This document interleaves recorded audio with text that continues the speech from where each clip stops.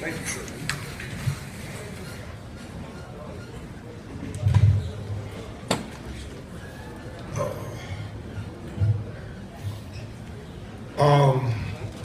A lot of credit to Kentucky. Obviously, they're a high-powered offensive team, and they came at us, and we didn't do a very good job of defending the basketball early in the game. And they just drove us and kind of put us on our heels. And by the time the game settled down, we were down 17-18, something like that. And we regrouped and made it a competitive game. And there, at the end, some guys just got tired. We weren't any good at practice yesterday, and I was very concerned. It's the first time all year we've had a bad practice, and I was very concerned about our team coming in today to play on this stage as bad as we were yesterday.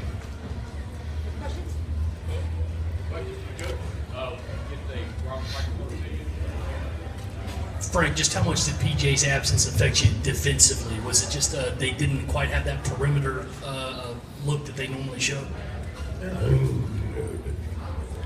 Talking about a 6'6" guy that knows how to defend, but the bigger problem is now you're playing a lot of inexperienced guys at Rupp Arena against the number 5 team in the country or whatever they are, that's high-powered offensively in front of 25,000 people. And by the way, we've made progress as a program. So I remember sitting here with you guys some years ago and telling you that I've been in this building as a fan since I coached a couple guys that played for me in high school that played here. And the first time I ever heard this building quiet was when we were in here 3 years ago. We obviously have made progress because it was real loud in there today. But it's that's where you hurt, is you lose experience, and now you're throwing guys that are out there for the first time. And I can sit here. Sonny had the flu. He hasn't even practiced, and now he's got to play. Whatever. No excuse. They beat us. It is what it is. Frank, could you talk a little bit about the lift that Kentucky got from Willis and Hawkins off the bench today? Yeah, he always kills us. Willis always gets us, and we tried real hard to prepare for those corner threes, and my big guys didn't play any. They didn't play well today. We were bad yesterday in practice. I'm just telling you. I'm not trying to say that we gave him open shots. He made a couple tough ones, and give that kid credit. Upperclassman, making plays to help his team, always gets us. But I knew we were not going to be defensively any good today, and we picked the wrong team to be bad on defense against. And we went to that zone and it kind of settled them down a little bit. Obviously, Fox going out of the game impacts them offensively, but then coming down the stretch, we had some bad breakdowns defensively, and gave them open shots, and give them credit. Willis, Monk, they're good players. They made them. Frank, what you've mentioned a couple of times about the recent practice not being what you wanted. What was going on or not going on in that practice that told you this is not good? I have no idea. No idea. I wish I had a better answer for you, Jerry. No idea. It's the first time all year that we weren't any good. One thing I can say about our team this year is they since the summer, they've come in every single day and they've competed. They force each other to work. And yesterday,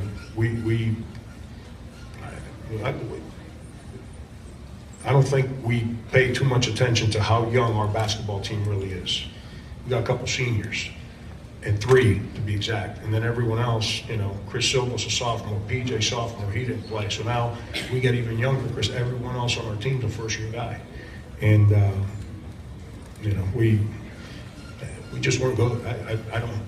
I wish I had a better answer for you, Jerry. I'm not trying to hide anything, or I wouldn't have told you we were bad in practice.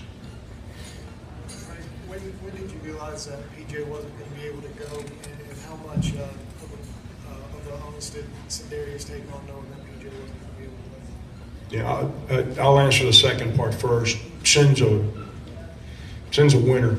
As you guys asked me about him, he's a winner. He loves the big stage. He loves to compete. He loves to play. He loves to play within our structure, not just go out there and do whatever he wants to do. 90% of what he did today was through our structure, and he understands it so well that he's extremely aggressive in it. Yesterday at practice, towards the end, PJ went up for a layup and he landed and he kind of looked awkward, but he didn't say anything. Then when we were on the plane on the way here, he started spasming up pretty bad. Our trainer, Mark Roger, who's phenomenal, our physician who's with us, they treated him all night, all day today. I don't know if any of you have ever had a back spasm. I've had 7 knee surgeries. I'll take any of those before I deal with a back spasm. It's not a comfortable thing. So, we just got to keep treating it and hope that thing kind of cools off and try and get him ready for Tuesday. Frank, a couple of questions. One, with what TaMarcus was able to do today, do you see his minutes increasing, especially if the offense continues to struggle as much as it has? Yeah, with him, everything's his hip. Everything's his hip. He felt real good. He was one of the few guys that was good in practice yesterday. And he felt real good earlier today. I messed up. I should have played him earlier in the game. I tried to kind of stick with our rotation, and I should have just gone to him because he had a little pep in his step. And, I'm just telling you, this is a kid playing on one hip. That other hip, the way it's rebuilt, it's not meant for somebody to play college basketball, but he's got unbelievable courage, and so everything is managing him when his body feels right. And also with the week, you guys split. You got one at home. Didn't get this one today, obviously, but how good do you feel about the team's prospects in these next 12? Dave, you cover our team. I don't think about 12, I think about 1. And once we win a game, that's not helping us win or lose the next game. We didn't wake up last Monday and say, let's split. If we split, we had a great week. We woke up last Monday and said, let's go play Florida. And when that one's over, we got to get on the plane, go to Kentucky, and then we'll deal with that one when the time comes. And, we'll get on the plane, go home today, and the leadership of our team, those 3 guys are phenomenal. They'll come in and get guys ready to go tomorrow. And our guys have been good this year.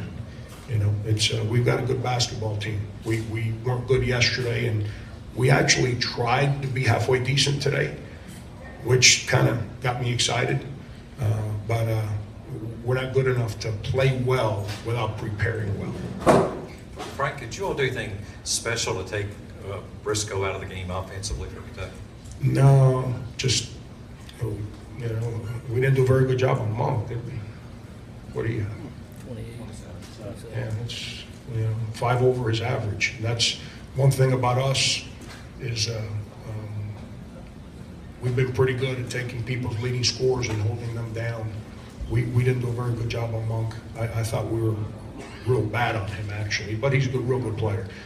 With Briscoe, I think what hurt him too is that he moved to point guard in the second half, and he wasn't off the ball, where he was more in attack mode. But he made plays for him. I think he had 6 turnovers at halftime. I haven't even seen the final stat sheet. Yeah, so he only had 1 in the second half, 4 assists. Monk got a lot of shots because of his play. I don't know their team. I'm not in their locker room. I don't ask Cal about his team. He and I speak about a lot, but we don't speak about each other's teams because we got to play each other. It seems to me that he's the backbone of that basketball team. He's the guy that makes everyone go. That's just my opinion as an outsider. And I think he did that for him. He kept them in place. When we made that push, he's the one that kind of regathered them and, made the adjustment to point guard in the second half and worked out for them. Frank, Kentucky likes to obviously play a fast-paced game. Do you think you guys were able to slow it down enough to where you had a chance? And then what do you think of Rakeem's first start, especially on this big stage? Yeah, we weren't trying to play slow.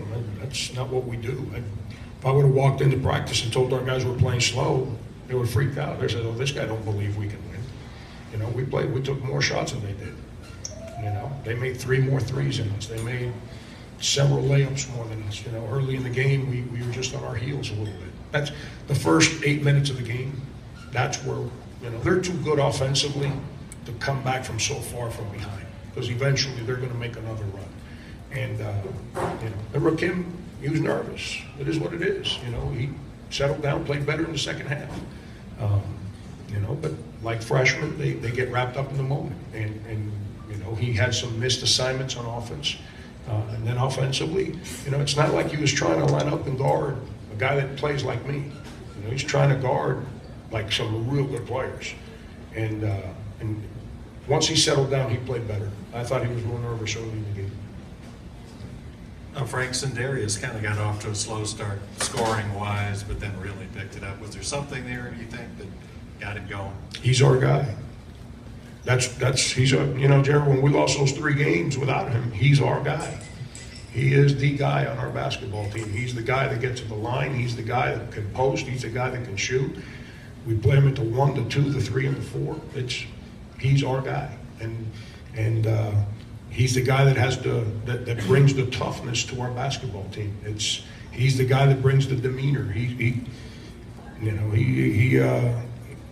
the guy he's the personality of our team, and I'm real proud of him. He's having a heck of a senior year. He's done a great job of leading this team, and I'm going to expect him to be real good in practice tomorrow. Frank, you got into really early foul trouble in the first half, and then